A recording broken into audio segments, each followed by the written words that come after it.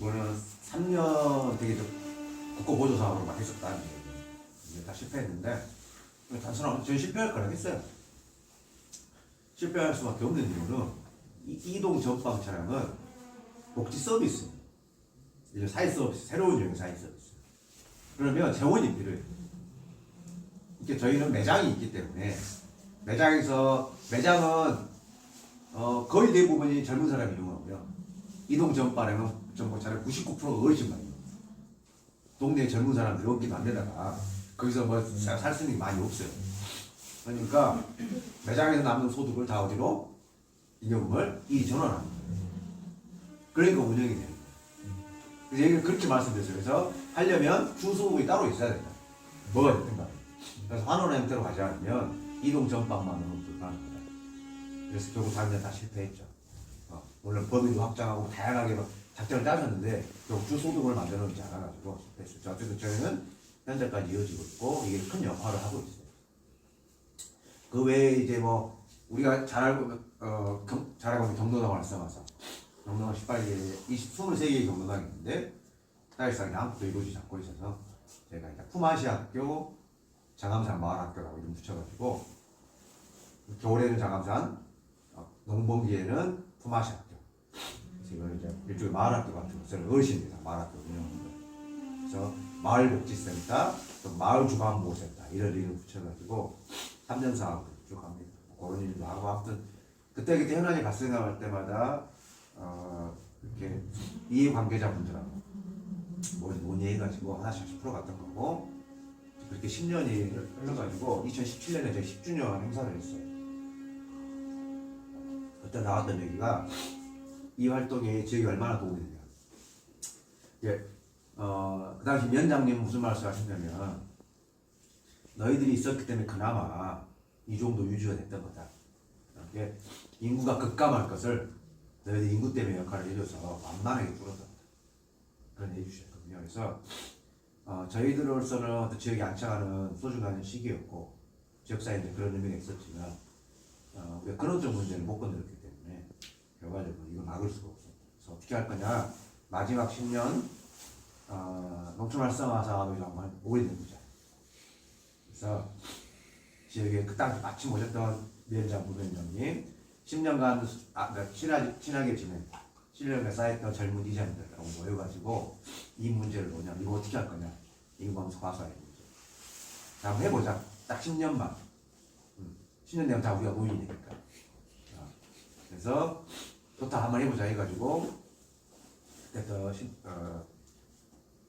그 지역에 자조 모임이 있어요. 다 이렇게 보통 기관 사회단체라고 하는데 대부분의 사회단체는 이제 행정하고 밀접하게 연결돼 있죠. 이제 회비로 운영이 되는 지역의 18개 기관 사회단체장들이 다 들어와 있는 거예요. 그 사람 회비 내에서 운영이 되는 번영이라는 조직이 있어요. 일종의 주민자치라고 보시면 돼요. 대도시. 그래서 그 번영이라는 곳에 총회를 하게 되면은 총회 안건을 올리면 돼요. 통과가 돼요. 그래서 이 지역 자조단체를 힘을 빌려서 지역 활성화 활동을 합니다.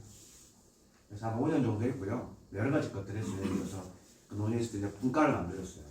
그래서 기획환경, 교육문화, 청년 일자리, 그다음에 농업경제. 그래서 다 해가지고 다 사람 꾸리고 본격적으로 2020년부터 19년까지는 하나를 집중해서 했고 그게 선정이 됐어요. 정책사업이 하나 선정이 된 거예요. 이게 아무것도 없어가지고. 그러니까 그걸 DB도 담아서 새롭게 더 많은 걸 해보자 해가지고 했는데 2020년 초에 코로나가 와가지고 모든 게 다 이제 멈췄고 유일하게 말 안 듣는 분과가 있어요. 교육문화 분과. 작은 학교 살리기를 통해서 만난 학부모들은 계속 모임을 해가지고 학교하고 한 1년 반, 2년 정도 노력을 해가지고 교육부에 새로운 사업을 신청합니다. 그게 학교연관 혁신사업이라고 해가지고 학교를 싹 바꾸는 거예요. 농촌형 미래교육부대를 만든다를 취지여서 전남에 1호로 됐고 그게 114억짜리예요. 학교를 싹 바꾼 거예요. 그럼 이거와 연계해서 했던 게 기획환경과 제가 그래서 역할을 했거든요. 소규모 공공임대주택 단지를 만드는 게 목표였어요. 젊은 학부모 세대들. 그래서 그거를 5년간 끊임없이 추진을 합니다. 이게 맞아 떨어져요. 이게 제2의 작은 학교 사례라고 생각하시면 돼요. 2017년에 평가할 때 2025년에 들어올 학생이 0명이었어요. 얼마 안 남았죠, 25년. 그러니까 지금부터 해야 보통 영점에서는 10년 정도는 노력해야 뭐 성과가 보이기 시작해요. 워낙 빈약한 상태에서 그래서 했던 거였고 그래서 소금을 주택단지를 했던 건데 나머지는 한 3개 추진했던 것 중에 2개는 됐고 하나가 안 됐는데 그게 소금을 주택단지였어요. 아직도 못 했어요. 그러니까 지금 심각한 상황이에요. 저희만 심각한 게 아니라 이제는 영광군 전체 학교가 심각한 상황이에요. 네. 그래서 다시 이제 다른 후의 방법을 찾아보고 있는데 어쨌든 이런 활동들 하는데 결론은 대부분 논의했을 때 2017년에는 저희가 지역사회에 적극적으로 손을 뻗친 거예요. 행정에. 지역사회 리더들 중심. 기존에 이해관계자들 분들하고 주로 활동을 했다 한다면 그래서 했는데 저희가 더 이상 행정하고 손잡지 않겠다. 제가 앞머리를 죽을 것 같더라고요. 그래서 기존에 이 공무원 관료 조직에 대한 한계를 늘 알고 있었으나 막상 같이 일을 수행하다 보니 이 심각한 수준이구나라는 느꼈고 결국 인구감소 과소화 문제는 전혀 관심이 없구나. 정치적 수사에 불과하구나라는 것이 내부 평가였어요. 여러 가지가 있습니다. 이유가 단순하게 표현한 겁니다. 그래서 공무원들 사이가 안 좋아졌어요. 이걸 담당하는 공무원. 인구감소 과소화를 담당하는 공무원들하고 엄청 많이 싸우고 도대체 뭐하고 있냐 그 긴박한 상황에 이렇게 그 사람 입장에서 이 새끼 뭐야 그래가지고 그래서 제가 멈추고 이게 학교 살리기는 천천히 가자. 천천히 가자. 우리 욕심은 될 상황이 아니다. 그게 사실 국가가 해야 할 거인데 이 조그만 곳에서 우리가 지역사회에서 아무리 노력을 해도 모든 권한은 다 어디에 갖고 있냐면 지자체 갖고 있어요. 교육청도 힘이 없어요. 근데 지자체가 움직이지 않으니까 우리끼리 그냥 이렇게 속만 터지는 상황이어서 요건 천천히 가되 새로운 방식의 새로운 활동을 해야 될 것 같다. 우리가 잘할 수 있는 거 하자. 그래서 노인복지에 집중하자 했고요. 그래서 2021년부터 새로운 준비를 합니다. 그래서 그 활동을 지금 하면서 저희가 이 땅을 사고 건물을 지은 겁니다. 그래서 올해죠, 올해 드디어 2년 만에 건물 광고가 됐고 그 과정 속에 어르신들하고 해서 출자자들, 후원자들 다 모여가지고 이제 왜 이 터전을 만들었는지 설명을 하는 거예요. 그래서 이제 그 내용이 이제 뒤에 있는데 아무튼 이거 간단히 설명드리면 이런 거예요. 뭐냐면 이 인구감소 과소 문제가 구조적 문제인데 현실적으로 풀기가 쉽지 않아요. 그래서 이렇게 될 거라 봐요. 저희 실제로 식민지 시절 유교를 겪었던 어르신들 이제 10년, 20년 다 돌아가셨거든요. 얼마 안 남으셨어요. 급속도로 줄어들고 있는데 물론 전체로 보면 가장 많은 인구 때는 어디냐면 55세에서 64세 제일 많고 그 다음이 65세에서 74세 제일 많아요. 그 다음 나머지 노인 어르신들이거든요. 그래서 시간이 흐르면 결국 마을에 자연 마을은 저는 이제 소멸 얘기 나오고 들어보셨죠? 인구감소 소멸 문제. 이게 저는 개인적으로는 물론 실제 마을이 자체가 소멸된 경우는 거의 없겠죠. 일부만 있겠죠. 근데 거기에 귀향인들 지금 딱 50대, 60대가 이제 다 정리하고 내려와서 자기가 내려와서 집을 짓고 좋은 주택을 짓고 사는 거. 와봤자 일반적으로 보통 한 마을에 2-3가구 서너 가구예요. 네, 그런 사람밖에 없어요. 그럼 이분들이 이제 흩어져 있는 건데 시간이 흐르면 이분들이 살 수가 있을까? 저는 불가능하다고 봐요. 지금 어르신들이야 갈 데도 없어 사실은.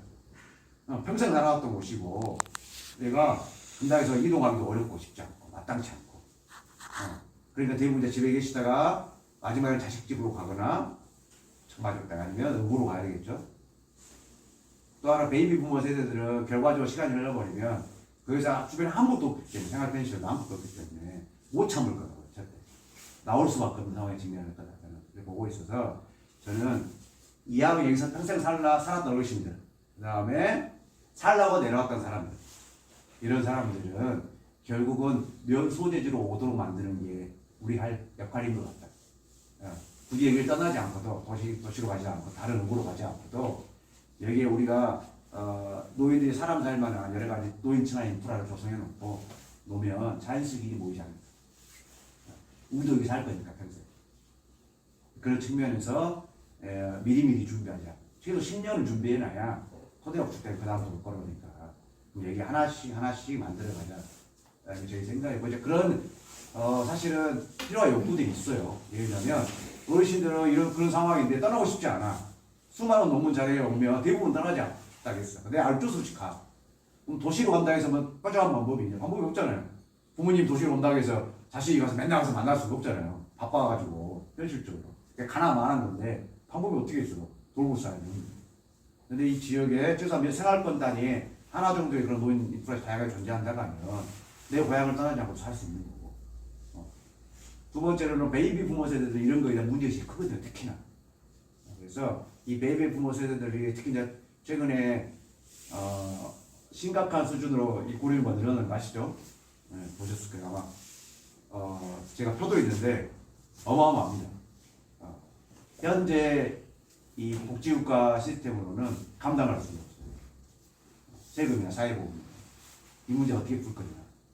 그래서 저는 베이비에서 특히 욕구가 크기 때문에 베이비 부모 세대들 입장에서도 미리 이런 것들을 조성해 놓는 것도 중요하겠다는 생각이 들었어요.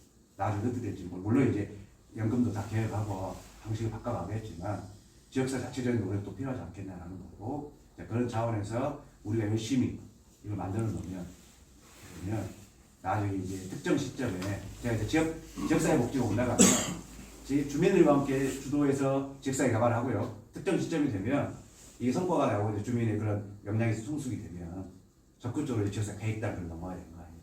그것도 행정하고 전문가들 결합해서 이런 인프라를 최종적으로 완성하는 단계에서 역할을 하지 않겠느냐. 근데 유럽이나 다른 데 보면 이런 문제가 발생했을 때 정부가 나서서 먼저 하는 경우는 없더라고요. 다 지역사회에서 노력하면 이게 결국 정책사회가 되고 제도화돼서 다 이제 실제로 이제 일상에서는 돌아가서 할 수 있는 다양한 제도들이 만들어진 건데 그게 지역사회 노력이 많이 있었더라. 우리도 그런 것들을 해야 되지 않겠느냐. 이런 것들 때문에 이제 지역 주민들하고 끊임없는 소통을 만들어가지고 하는 거고 그래서 해서 그 의견식을 한 거고 형님들한테 당신의 내가 미래의 노후를 보장할 테니 돈을 내라. 그래가지고 500만 원씩 이렇게 출자를 받았죠. 그래서 그 출자를 모아가지고 땅을 사고 대출을 받아서 건물을 짓고 그래서 그 돈을 갚아가고 있는 상황이고 이거 저희가 로드맵 구체적으로 계산했어요. 어느 정도 돈을 투입해 보면 어떤 이자가 얼마 나오면 이거 갚아갈 수 있겠다. 우리 역량상. 그래서 그때 막 시작할 때가 240만 원이었어요. 매월 이자 240만 원. 이 정도 갚을 수 있다. 우리 충분히. 근데 이거 딱 시작했을 때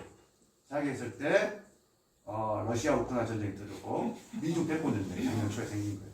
작년 초에 시작했어요. 240에 지금 700만 원입니다. 차대가 뭐라고? 매월 이자가 700이라고. 제가 지금 매월 이자를 700만 원 내고 있어요. 사실 240 나머지 돈을 어떻게 해서 제가 원금을 갚아가면서 축적할 수가 있잖아요. 지금 모든 돈을 다 이자 갚는데 꼴받고 있어요. 사실 쉽지 않은 상황인데 뭐 위에 계신 분들 그거 압니까? 뭐 아무 관심이 없지 사실. 이거 받을 때도 아무튼 별의별 일이 다 있었어요. 이빨 빠진 이유가 있습니다. 말할 수가 없어요. 그래서 이게 700이니까요. 이거 매월 700을 낼 수 있냐? 쉽지 않은 일이잖아요. 저보다 있는 사람들이 다 돈을 다 모아가지고 매월 돈 벌어서 갚아가고 있는 건데 돈이 너무 아깝잖아요. 700만 원씩 매월 1년에 8천 얼마잖아요. 8,400만 원. 와 이거 적으면 얼마야 도대체. 별별로 다 했을 텐데 여러 상황인데 막 손을 냈으니까 또 사람들이 시끄러워 있어요.